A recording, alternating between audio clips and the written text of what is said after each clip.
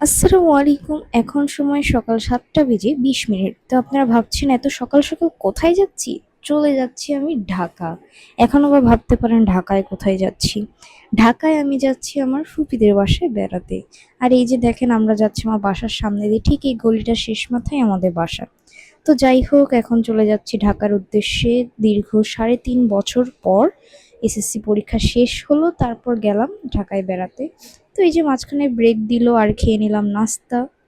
এটা হচ্ছে সেই হোটেলের সামনের ভিউ, দেখতে পাচ্ছেন তখন একটু মেঘলা মেঘলা আকাশ ছিল। আর যেহেতু সকাল, সেরকম রোদের তাপও ছিল না, তাই খুবই সুন্দর একটা আবহাওয়া ছিল। তো তারপরে আবার আমরা বাসে উঠে যাই। আমি মনে করেছিলাম এটা পদ্মা সেতু, কিন্তু এটা পদ্মা সেতু না, এটা কোন সেতু ছিল সেটা আমি নিজেও জানি না। যাই হোক, যাইতে গেলে অনেকগুলাই সেতু পড়ে। তো তারপরে এই যে দেখতে পাচ্ছেন, সেদিন কিন্তু আবহাওয়াটি পুরো মেঘলা মেঘলা ছিল, সেরকম রোদের তাপ ছিল না, গরমও ছিল না।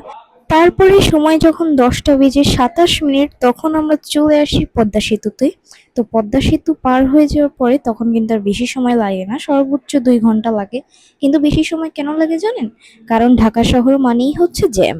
এই জ্যাম থাকে দেখেই অনেক সময় লাগে। আর আমাদের ভাগ্যটা সেদিন এত খারাপ ছিল, আমরা ঠিক যে সময় নামবো সেই সময় শুরু হয়ে যায় ঝুম বৃষ্টি।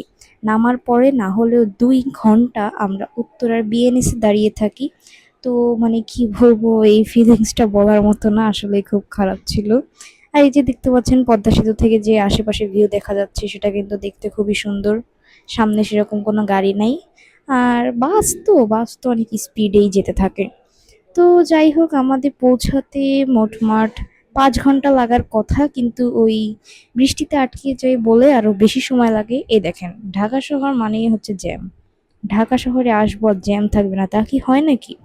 আমাদের নামার সময় যত এগিয়ে আসছে ততই কিন্তু মেঘ হয়ে আসতেছে, মানে কি বলবো, খুবই ভয়ঙ্কর একটা আবহাওয়া হয়ে আসতেছিল।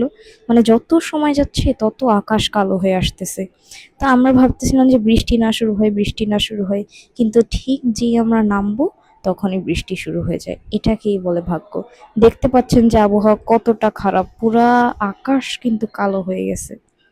তো কি আর করার, যা ছিল ভাগ্যে তাই তো হবে, তাই না?